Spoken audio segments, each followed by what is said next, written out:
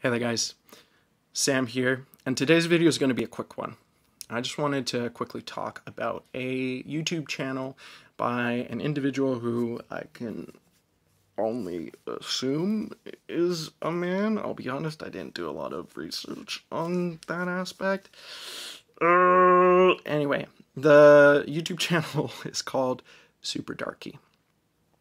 And SupraDarky's channel was recently shut down, I believe on the 20th of July, which is too bad, because if you've never heard of the SupraDarky channel, they did one thing and they did it very well, which was it was a compendium slash library slash encyclopedia for video game music through its ever-growing best VGM video game music playlist, which at the time that it closed had over 2,500 different uploads of different video game tracks.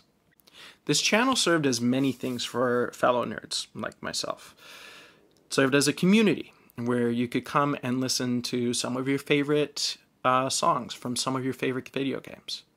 It served as a treasure trove of many rare video game songs that you may not find through other means. And lastly, and most importantly, it served as a space where you could listen to music that could inspire you to discover video games or whole video game series that you may have never checked out otherwise. This happened with me specifically with the Persona series. I'm working on a video now for Persona 5 Royal, which I've recently finished a couple weeks ago. And in it, I talk about how I wouldn't have gotten into the Persona series as early as I did if it wasn't for the SupraDarky's channel. And how I remember being in high school and one day going on his channel and listening to a track called Battle for Everyone's Souls. It's a banger, you should go watch it. Anyways, I remember listening to the song and being like, whoa, this is dope. What the hell is Persona 3 FES? And to be fair, to this day, I still don't know what the FES part of it stands for. Maybe that's something I glossed over when I later played it.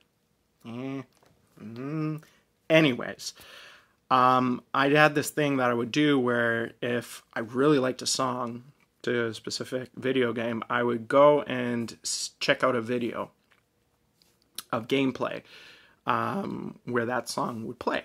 And I did this with this Persona 3 game, and the best way I could describe what I saw was it was a Pokemon game that had evolved and matured with its original audience. I saw high school kids with swords, spears, bows and arrows, a dog with a knife in its mouth, fighting a giant black-winged angel with a massive sword. And I had no context for what was going on. And these kids were summoning beings from their minds by shooting themselves in the head with special guns that didn't kill them or leave a massive crater in their head. That's Persona 3. Suffice to say, they didn't bring that mechanic over to Persona 4 and Persona 5, but that was Persona 3.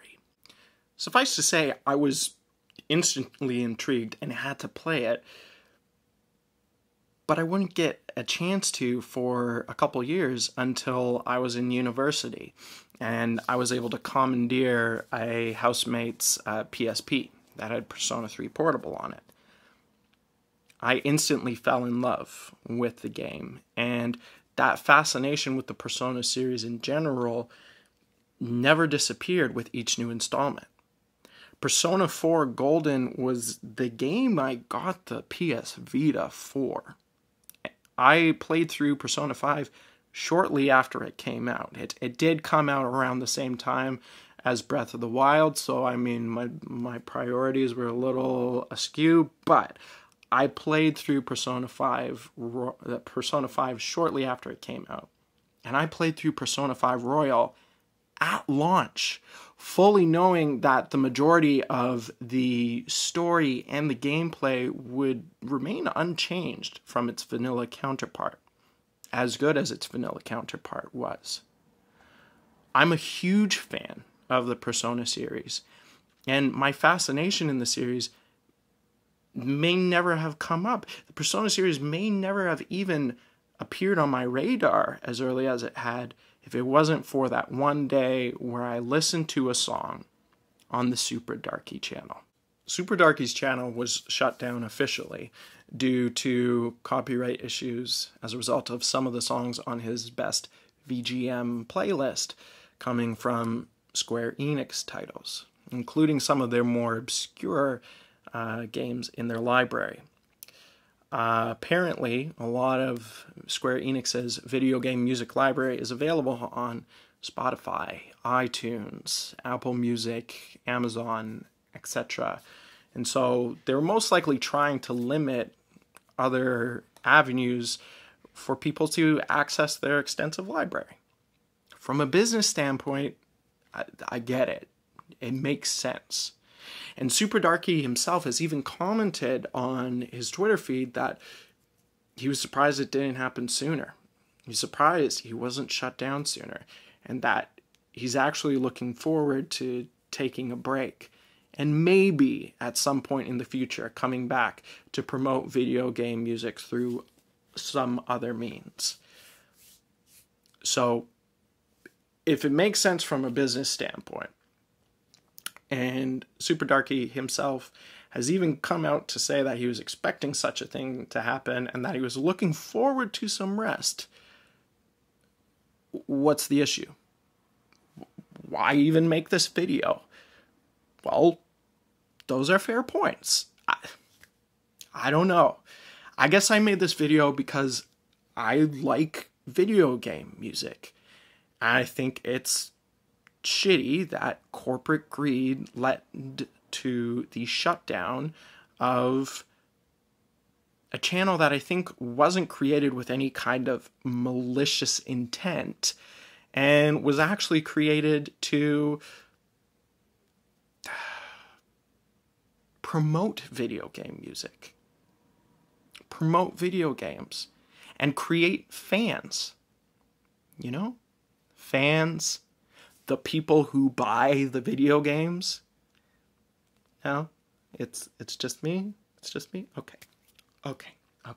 Anyways, guys, that's it for my spiel. Thank you so much for watching me ramble on about a video game music YouTube channel. What are your favorite video game tracks? Do you have just one? What about your top 5? Top 10? It's funny that I mentioned Square Enix because I recently downloaded the entire Final Fantasy VII Remake soundtrack because it's phenomenal, and so is the game. You should play it. I may be making a video about it soon. Yeah. Anyways, guys, have a wonderful day, or in my case, have a wonderful night, and yeah, I'll see you soon.